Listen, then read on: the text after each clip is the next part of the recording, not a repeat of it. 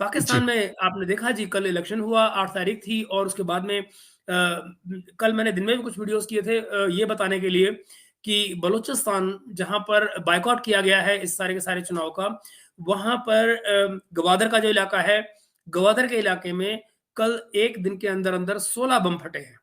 और आप बस यकीन करें सुमित भाई, पाकिस्तान में बस कहीं कोई इसके ऊपर खबर ही नहीं है, कोई खबर नहीं है। अरे लिपस्टिक नेल पर बहुत बिजी है ना महेश भाई, वो अब बेशक वो कहीं और बिजी होंगे। वो बता रहे होंगे जी, मोदी जी के कुत्ते को कब छींक आई, वो उस पे वो भी वीडियो बना रहे होंगे। बिल्कुल, वो हुआ। उसके अलावा मेन स्ट्रीम मीडिया में भी कहीं कोई खबर नहीं थी। सो मच सो कि जो टॉप जर्नलिस्ट थे पाकिस्तान के, वो कल रात को ये रिपोर्ट कर रहे थे कि बलूचिस्तान मोर और लेस पीसफुल रहा। अब मैं समझ नहीं आ रहा था कि पीसफुल की या तो परिभाषा बदल दी जानी चाहिए, यू नो, कि पीसफुल क्या होता है, समझ नहीं आया मुझे। डेफिनेशन बदल देनी चाहिए पीसफुल क्या होता है। अगर एक स्टेट के अंदर 16 बम फट रहे हैं 12 घंटे के अंदर, तो उसके बाद में आप ये कहें कि नहीं सब कुछ बड़ा पीसफुल है, वंडरफुल, फिर पीस के मायने बदल जाते हैं। तो एक ये हुआ। दूसरा फिर क्या रहा कि सुबह से वहां पर इंटरनेट की सर्विसेज बंद थी। इंटरनेट से तो नहीं, मोबाइल सर्विसेज बंद थी, और मोबाइल इंटरनेट बंद था। तो नतीजन ये कि जो लाइव रिपोर्टिंग हो रही थी वो कहीं से नहीं हो पाई, न ही लोगों का कम्युनिकेशन हो पाया। धांधली अभी भी चल रही है। नॉर्मली ये होता है सुमित भाई कि जब पाकिस्तान में इलेक्शन होते हैं, तो या तो उसी देर रात, उसी रात को रिजल्ट्स पता लग जाते हैं लोगों को, या फिर अगले दिन दोपहर तक सारी की सारी जो स्टेट होती है क्लियर हो जाती है। मैं आपको बता दूं, अभी तक पंजाब के तमाम इलेक्शंस जो हैं वो रिजल्ट्स अनाउंस नहीं हो पाए। पंजाब खास राज्य इसलिए है पाकिस्तान में क्योंकि 272 सीटें जो नेशनल असेंबली की हैं, उनमें से करीब 140-42 जो है वो पंजाब से आती है। यानी कि अगर आप पंजाब में से अपनी सीट निकाल ले जाते हैं, तो बेसिकली आप पार्लियामेंट को, मेजोरिटी पार्लियामेंट में ऑटोमेटिकली आपको मिल जाती है।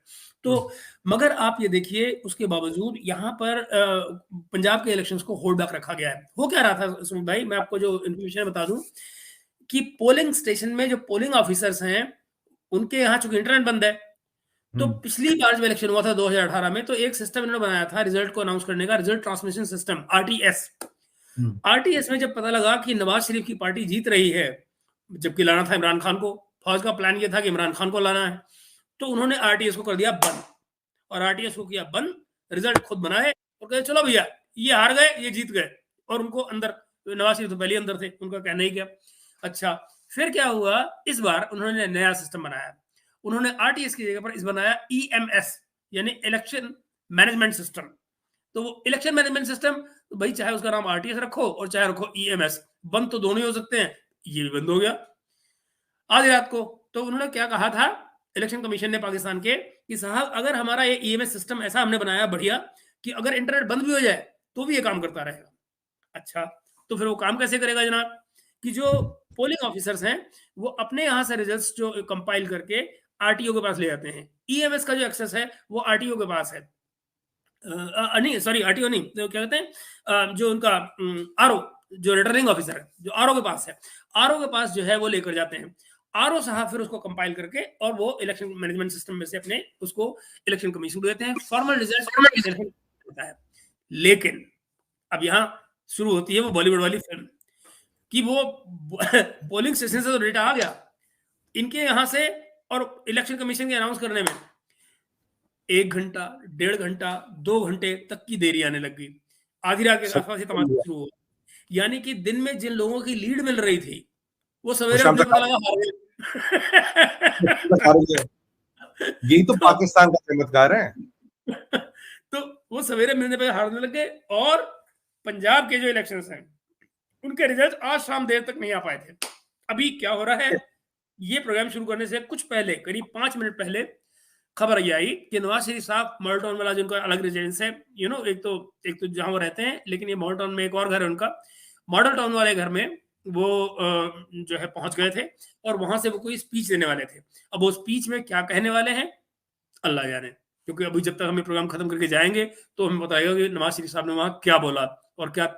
मगर इन सारे मसले पर दरअसल हम बात तो आपकी कमेंट्री लेंगे।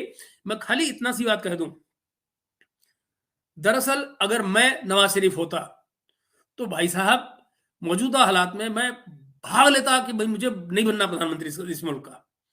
और उसका कारण क्या है कि चाहे कोई सिर के बल खड़ा हो जाए, जिन हालात में पाकिस्तान इस वक्त खड़ा हुआ है, इसके बचाने का कोई रास्ता नहीं है। तो जो भी पावर में आएगा वो पिटेगा ही पिटेगा। आज पिटे, करेक्ट। साल बाद पिटे, 6 महीने बाद पिटे। बल्कि मैं तो, मेरा प्रेडिक्शन तो ये है कि चाहे कोई भी सरकार बने, क्योंकि उम्मीद ये लग रही है कि या तो नवाज शरीफ को किसी तरह ये बहुमत दिलाएंगे पंजाब में से, और अगर नहीं तो दूसरा रास्ता बनता है पीपीपी का, जो कि कोलिजन के लिए हमेशा तैयार रहती है, और इमरान खान की के जो इंडिपेंडेंट्स हैं उनको मिलाया जाए। अब मुसीबत क्या है यहाँ पर, इंडिपेंडेंट्स जो है उनमें से बहुत सारे फौज से डील करके आए हैं कि भाई हमको इलेक्शन लड़ने दो, बाद में तुमको जहां कहोगे वहां चले जाएंगे।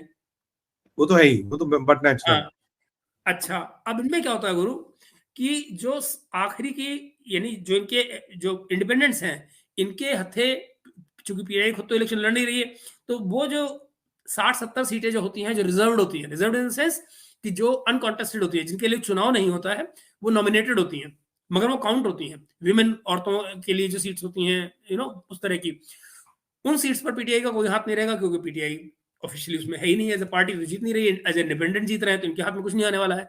तो वो एक खतरा ऐसा है कि जो बाकी वो पार्टियों के पास जाएगा, और वो फिर जाहिर है पीपीपी और पीएमएलएन उस स्पेस को एक्सप्लॉइट करेंगे। तो अब देखने की बात यह है कि क्या पीपीपी और पीएमएलएन मिलकर गवर्नमेंट बनाएंगे, या पीपीपी और इमरान खान मिलकर गवर्नमेंट बनाएंगे। ये गेम चल रहा है, आप बताएं।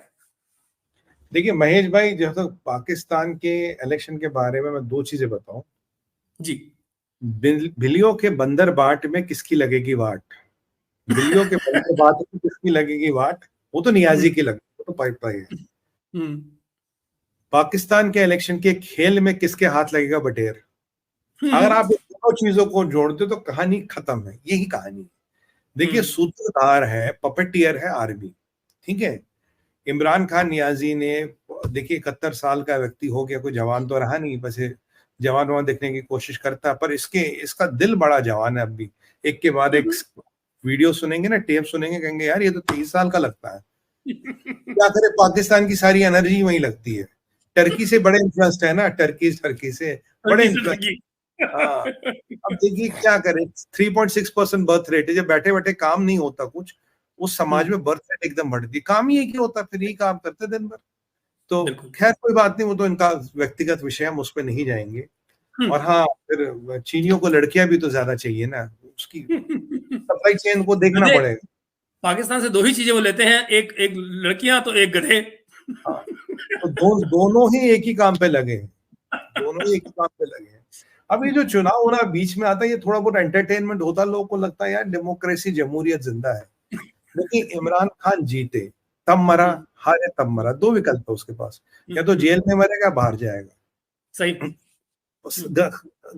गद्दी पे तो आता नहीं, क्योंकि गद्दी पे आएगा तो आर्मी को दुकान बंद करनी पड़ेगी। आर्मी के पास 100 बिलियन का धंधा है, 15-18 बिलियन का प्रॉफिट है, 1/3 जीडीपी कंट्रोल करती, कैसे आदमी दुकान छोड़ दे? हो ही नहीं सकता। और जो भी आएगा वो अभी मरेगा। देखो नवाज शरीफ का जादू किसने नहीं चला, नवाज शरीफ के टायर में मोदी जी ने पंक्चर लगा दिया। कैसे? तो ऐसे कर दिया, 2 दिन पहले, इलेक्शन से पहले मोदी जी क्या बोले, मोदी जी के हाथ से टाइमिंग होती, पाकिस्तान के साथ कोई रिलेशन सुधरेगा नहीं। इमरान खान को एस्टेब्लिशमेंट लाई थी, ये थोड़ा बाल वाल अच्छे बनाता, अंग्रेजी बोल देता।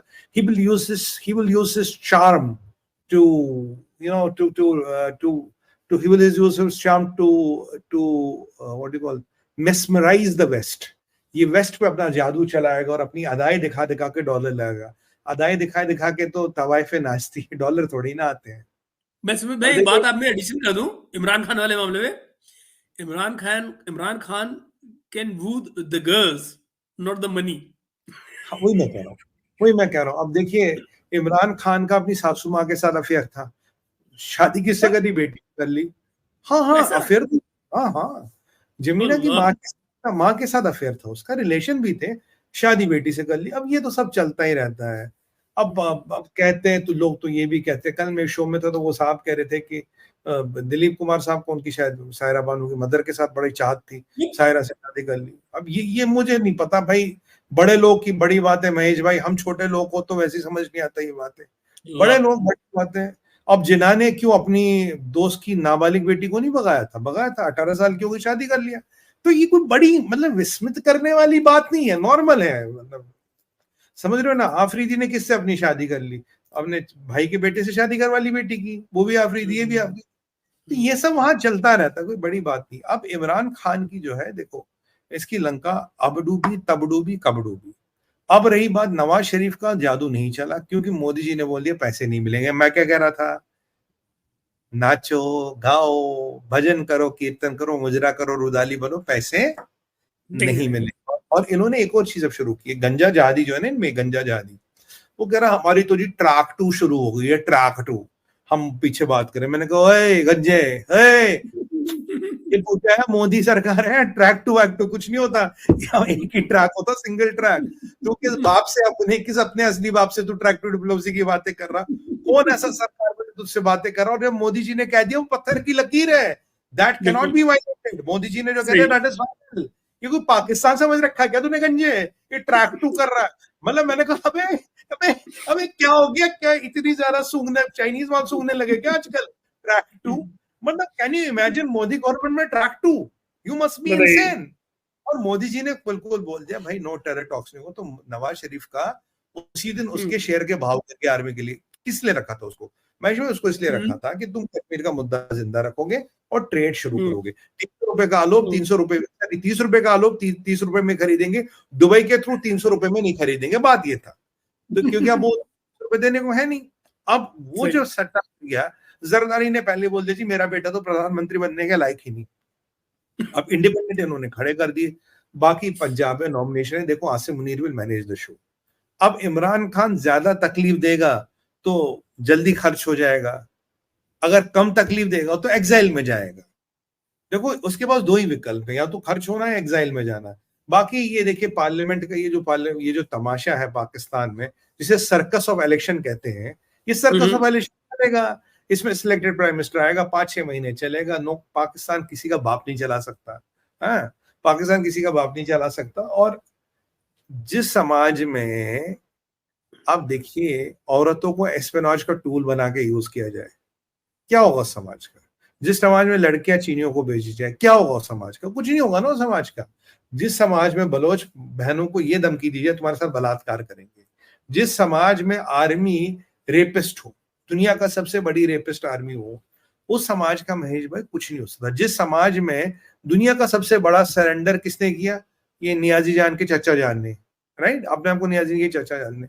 जिस समाज में इसकी एक किसी को बोला तो वो अपनी तेरी बीबी से कल को मैं शादी कर लूंगा, कहता भाई मैंने कब बोला था? बोला नहीं नहीं मैंने बोल दिया। फिर कोर्ट बोल दे तेरी शादी इल्लीगल। तो उस समाज में क्या होगा? आप समझते हो समाज में कुछ हो सकता?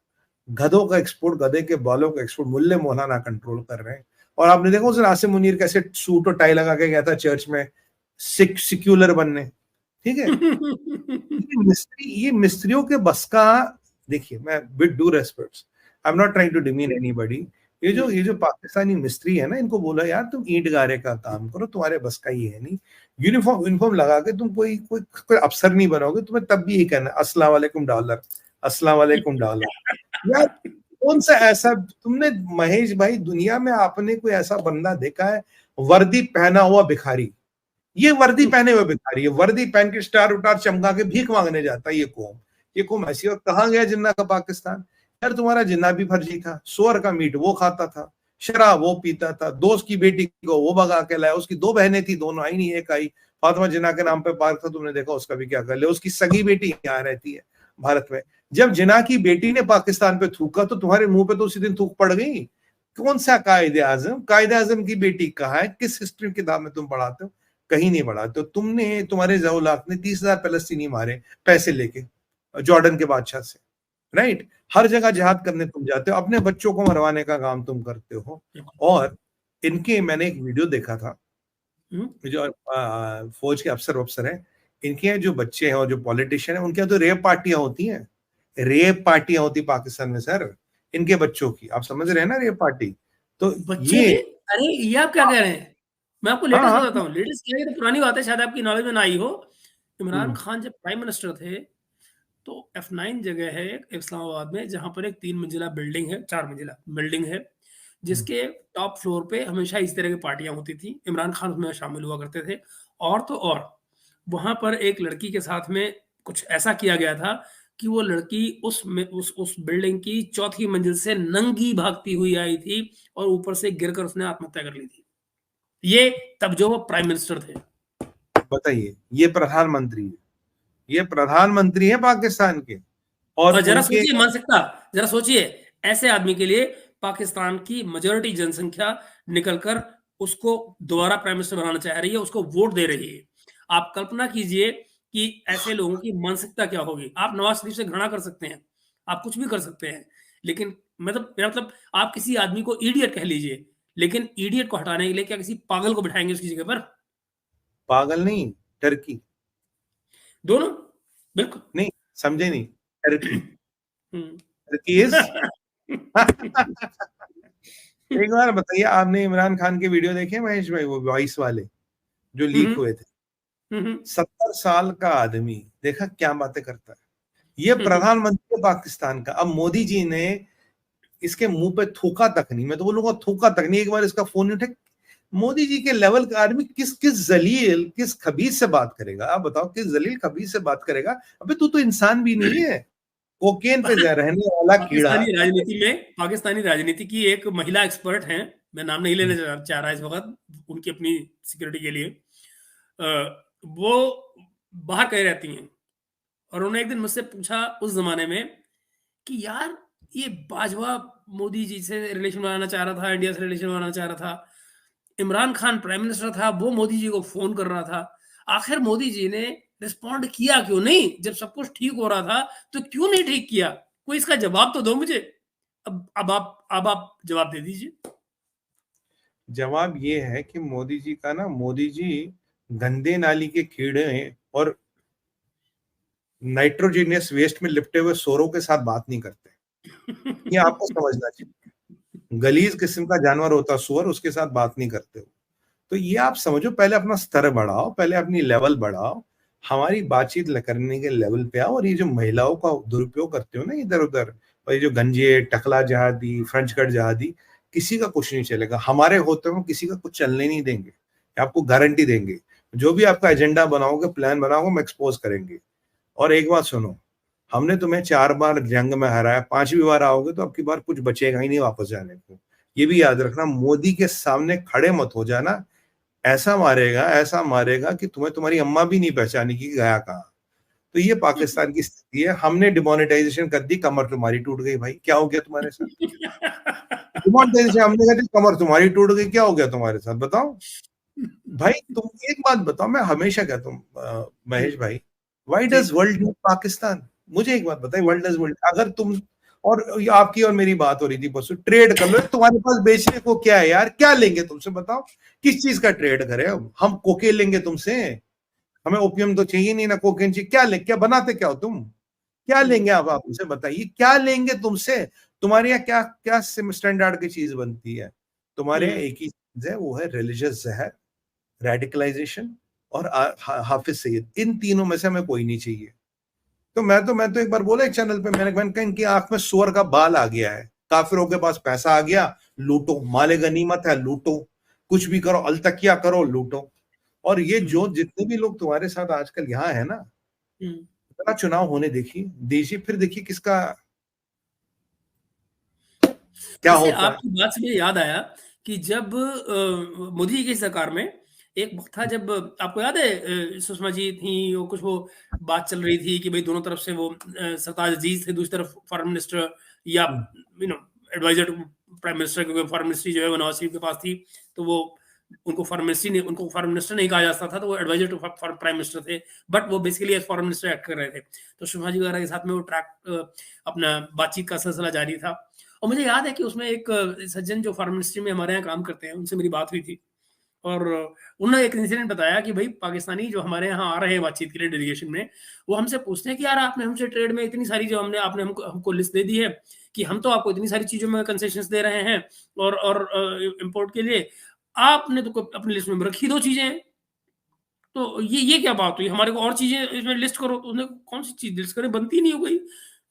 एक टेक्सटाइल थी, एक चावल थी, वो हमने लिख दी, और क्या करें? अब चावल भी वहां का होता, वो तो चीनी चावल खाते हैं आजकल, वो तो चाइना से। उसमें क्या है गुरु, को जो उनका बासमती चावल है वो रजिस्टर्ड है हमारे यहाँ के नाम से, तो उनका सारा चावल हमारे यहाँ आता है, हमारे यहाँ से एक्सपोर्ट हो रहा है। वो बेचारे कहते हैं यार हमें कम पैसे मिल रहे हैं, ये सारा बासमती के नाम पे खा रहे हैं। भाई एक बात बताओ ना, देखो बेटा कितना भी सियानो बाप से तो छोटा ही रहेगा ना। बाप तो बाप होता है ना भाई, मान लो ना, तुम बाप तो बाप। मैं तो कह रहा हूँ, देखो महेश भाई, अगर इन बेवकूफों को आप एक अक्ल डाल दो इनके दिमाग में, इतनी सी अक्ल, मेरे पास इनकी हर समस्या का एक निदान है, वो भी रामबाण इलाज। रामबाण, घर वापसी। घर वापसी कर लो, ना जिहाद करना, ना गाजी बनना, ना गजनवी बनना, ना गजवा हिंद करना, ना पैलेस्तीन की फिक्र, न इजराइल का रोना, न खलीफा की बकवास, न सऊदी का हिसाब। किस चक्कर में पड़े हो? घर वापसी कर लो। अब कोई औरंगजेब की तलवार तुम्हारे घरे पे नहीं है, घर वापसी कर लो, शांत हो जाओ। तो भाई मैं ये अपने मुल्क में रहने वालों के लिए तो कह सकता हूँ, इनके लिए तो मैं वो स्पेस में नहीं छोड़ सकता। हाँ चलो इनके लिए छोड़ो, तो वो स्पेस में नहीं छोड़ सकता, क्योंकि ये मैं, वो आपको तारक फतेह याद है ना, कि वो अंदर से कब जाग पड़े। हाँ, तो हाँ। मैं नहीं पंगा लेता भाई। इनको इनको मैं तो कह रहा हूँ भाई, तुम्हारा पाकिस्तान डूब गया है। मैंने एक बार इनके शो पे डायरेक्ट कहा था, टीवी पे बोल चुका हूँ, नेशनल टीवी पे। मैं कहा तुम डिसाइड कर लो तुम किसकी गुलामी करोगे, तुम अमेरिका की गुलामी करोगे, तुम चीन की गुलामी। गुलामी तो तुम्हें करनी है बेटा, या तो अमेरिका की करोगे या चीन की करोगे। अमेरिका में फिर भी सभ्य है, ये चीनी बहुत कमीने हैं, मुर्दे की गुर्दा तक बेच देते हैं। मुर्दा आदमी गुलाम जो होता है उसका गुर्दा भी बेच देते हैं। मैं तो कह रहा हूँ ये चीनी ये बहुत खराब है। और ये आपको पता है ये जिंजियान में क्या कर रहे हैं, ये अपने सोल्जरों को भेज रहे हो उगरों की बीवियों के साथ सोने के लिए, कह रहे इससे कल्चर डेवलप होता। समझ रहे हैं ना आप? डीएनए इंजीनियरिंग हो रही है जिंजियान में। अब बताएं बताएं, इनमें से कोई वीडियो बनाए उस डीएनए इंजीनियरिंग पे, बताएं कौन नहीं वीडियो। तो आप ये देखिए ना, आया है अयोध्या में, देख, कितने जहाज उतर रहे हैं। और एक अब कुछ लोगों को तो अमेरिका भेज दिया उन्होंने हनी ट्रैप करने के लिए, कुछ हनी ट्रैपरों को अमेरिका भेज दिया। अब वहां के कांग्रेसी खैर मनाए। भाई मैं तो कह रहा हूँ ये सब हनी ट्रैपर है, इनकी महिलाएं, सबको कहीं कहीं भेजा जाता है और काम वही होता है। ये 5 टारगेट है, देख ले कौन हाथ आ जाए। ये सही सीधी सी बात है, नहीं खुल के बात करनी चाहिए, घुमा फिरा के बात नहीं करते हम किसी के बाप से नहीं डरते। इन जहादियों से डरेंगे क्या? ये 4 आने के जहादी और इनका ये निकम्मा मुनीर, कौन डरता है इससे? अबे तुम्हारी औकात ही है, तुम महिलाओं के दम पे लड़ते हो, महिलाओं के दम पे लड़ते हो तुम। कौन सा कल गजवा आपने एक कर चीज रहे हो? नोटिस की, ये जो हल्द्वानी के दंगे भी हो रहे थे ना, कल आपने अगर नोटिस किया हो, जब पुलिस आई है तो पुलिस से भिड़ने के लिए इन्होंने किया क्या, बच्चे और वो और बुरके में महिलाएं औरतों आगे कर, थे, हाँ उनको आगे कर दिया था, तरीका और ही वही उनके है, पीछे से, और उन औरतों के पीछे से पथराव कर रहे थे, उन तरीका ही औरतों के वही है, पीछे। तरीका ही इनका वही है। हम्म महेश भाई वो आपके पास वो कुरैशी वाला वीडियो जरा, इनके विदेश मंत्री जो कुरैशी, वो हम्म क्या क्या विचारधारा रखता, वो जरा दे, वो सुन लेते हैं। मैं आपके लिए निकालता हूँ उसको, आप अपनी बात जारी रखें, मैं हाँ, उसको मैं निकालता हूँ जरा जरा आपके लिए। उसको जरूर निकालना आज हमें, वो दिखा दे जरूर। कुरैशी साहब क्या समझते हैं। एक बात बताइए, ये जो चुनाव पाकिस्तान में, ये कुछ जी। नहीं है, ये पैसे बर्बाद है, वक्त जाया। बलोचिस्तान चुनाव करने रहा, कराची में गड़बड़ हुई, केपीके वालों ने कुछ खास चुनाव किया नहीं, पंजाब में 50% सीटें हैं। तो मैं तो कहता हूँ सूबाए पंजाब की ही सरकार बना दो। पाकिस्तान जैसी जल्लत, जलालत, नहुसत पूरी मतलब धरती पे नहीं है। It's a curse to earth, it's a curse to earth. दुनिया में कोई भी आतंकवादी उसके तार पाकिस्तान से जुड़ते हैं। मैं नहीं कह रहा, मुशर्रफ ने कहा था, मुशर्रफ ने कहा था इसके तार पाकिस्तान से जुड़ते हैं। और इस्लाम को अगर किसी ने बदनाम किया है, इस्लाम की के वर्चस्व को खराब करने वाला है पाकिस्तान, क्योंकि इन्होंने जितना उस इस्लाम का दुरुपयोग किया है शायद दुनिया में किसी ने किया। और इनकी इतनी औकात है, जिस सऊदी के ज़कात पे रहते हैं उसी को कहते हैं कि एमबीएस यहूदियों का दलाल है। कैसे? सीधा यहूदियों का, डायरेक्ट यहूदियों का दलाल। उससे पहले गजनवी इस्लाम का सिपाही जब तक डॉलर देता, डॉलर बंद, सीधा यहूदियों का दलाल। अरे यार क्या करोगे यार तुम पे तो मतलब एक एक बड़ा वायरल हुआ एक वीडियो यूएस के कॉमेडियन का, जब वो पाकिस्तान कहता यू आर द बॉम्ब, मतलब उससे कहता यू आर द बॉम्ब, कहता oh you are the bomb, मतलब except death and destruction, Pakistan is good for nothing. Death and destruction के अलावा कुछ नहीं है यहाँ पे। मतलब आप मैं इमेजिन कर रहा करिए। हूँ। हाँ, जी, मैं कोशिश कर रहा हूँ निकालने की, वो एक्चुअली क्योंकि काफी पहले का वीडियो है ना, तो I am just trying to find out कि वो है कहाँ। अगर अगर ये पाकिस्तान ना हो महेश भाई, पृथ्वी और एशिया कितना शांति प्रिय हो, कितना शांति प्रिय। बिल्कुल और मैं तो एक चीज मानता हूँ, मैं सच आपको बताऊं दिल से, मेरा एक एक भाई जो पाकिस्तान या पाकिस्तानी आतंकवादी की गोली से मरा है, I never forgive, I never forget. I don't believe in peace at the cost of dead body. सबका हिसाब किताब होगा, सबका हिसाब किताब होगा। जब उनके छोटे छोटे बच्चे उनके फ्यूनरल प्रोसेशन के साथ जाते हैं, अंतिम यात्रा के साथ जाते हैं, आपको याद है कर्नल राय, गोरखा राइफल्स, आशुतोष शर्मा, संतोष बाबू, विभूति शंकर ढोंडियाल, नाम गिनाता जाऊं, मेरे को एक एक नाम याद। उनकी बेटी याद है, कर्नल याद की बाय 11 साल की बच्ची कहती है, जय महाकाली आई है ये गोरखाली। खून मेरा बोलता है। ये तो शुक्र करो मेरे पास कंट्रोल नहीं है। अगर मेरे पास कभी कंट्रोल आ गया तो फिर तो तुम देख लो तुम्हारा क्या होगा। यार आप इस तरह से अगर देखें ना तो दोस्त, जब भी कभी आप मुंबई अटैक्स के जो वीडियोस पड़े हुए हैं यूट्यूब पर, आप उस पर जब वो ऑडियोज सुनते हैं कि जो जिस तरह की कराची से उनको इंस्ट्रक्शंस आ रही थी, आप जब उनको सुनते हैं, खून तो खौलता ही है ना, खून तो खौलता ही है। और कोई भी जब बातचीत की बात करता है ना पाकिस्तान से, कोई भी जब मुझे कहता है कि मतलब मुझे एकदम से याद आता है कि इन लोगों से बातचीत, कैसी बातचीत नहीं, बातचीत cannot be on dead bodies, cannot be on dead bodies. एक बात बताइए, विभूति शंकर ढोंडिया, उनकी वाइफ है, अब वो आर्मी में आ गई है, ठीक है जी, नितिका कौल। मुझे अब भी याद है, छोटी सी बच्ची है नितिका, मतलब एज कंपेयर टू, मतलब हमसे तो 10-15 साल छोटी होगी, हम तो बच्ची है हमारे लिए। वो अपने मरे हुए पति को सलामी दे रही है। तुम्हें क्या लगता है हम भूलेंगे ये? किसने मारा विभूति शंकर ढोंडियाल को? हम उस सुअर आतंकवादी को तो हमने मारा ही मारा, जो उसका आका पिंडी में बैठा है ना, जब तक उसको भी उसके अंजाम तक नहीं पहुंचाएंगे तब तक ये लड़ाई खत्म नहीं होगी। बिल्कुल बिल्कुल उसके आकाओं को भी उनके अंजाम तक पहुंचाना है। और ये जो तुम्हारा ये अल्तकिया ब्रिगेड है ना, इसके साथ और मेरा खून बोलता महेश भाई, I am literally telling you, my blood boils. मेरा एक भाई मरता है। आपको याद है हमारा एक J&K पुलिस में एक हमारा क्या नाम था उसका, आसिफ कुछ नाम था, लड़का ऐसा ही था, उसकी छोटी सी बच्ची थी 1.5-2 साल की। वो देखा कैसे रो रही थी, क्या वो उसकी कब्र पे कैसे रो रही थी। ये सीन हम बोलते नहीं है। We will not forget this, neither will forgive you for this, we will never forgive you for this. तुम कितनी लिपस्टिक नेल पॉलिश कितना लीपा पोती करके आओ, we will never let you succeed. ये बात सुन लेना, वो दिन कभी नहीं आएगा। किसी से भी अनदोस्ती कर लो, will never let you succeed. क्योंकि वो जो बच्चे हैं ना हमारे छोटे, मुझे जब उनकी चेहरा याद आता है ना, मेरे खून में आग लगती है। My blood literally starts burning, क्योंकि तुमने ये किया है, you did this under a purpose, under a design. आतंकवादी मरा, उसको तो मरना उसकी किस्मत थी। मुझे बता विभूति शंकर ढोंडियाल क्यों मरे, वो आसिफ क्यों मरे? एक बेचारा हमारा J&K पुलिस का अफसर जा रहा था, उसके यार यहां गोली लगाई पीछे से।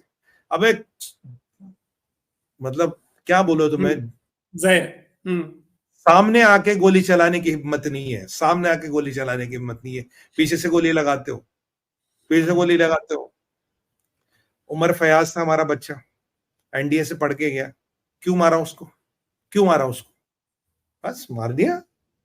और एक वो बनता था सलीम टाइगर, जब उसको RR ने मारा ना, उसकी वो मैं क्या बताऊं, वीडियो में बता नहीं सकता, जो भी है। सलीम टाइगर नाम से कोई टाइगर नहीं बनता। तुम वो नपुंसक, नालायक और निकम्मों की कौम, और वैसे ही पैदा हो वैसे ही मरोगे। और एक और बात बताओ तुम्हें जाते जाते, गजवाए हिंद की हसरत लेके 1300 साल से लोग पैदा हुए हैं, और 1300 साल से वही हसरत लेके कब्र में जाते रहेंगे, और तुम्हारी कहानी कुछ और नहीं होगी।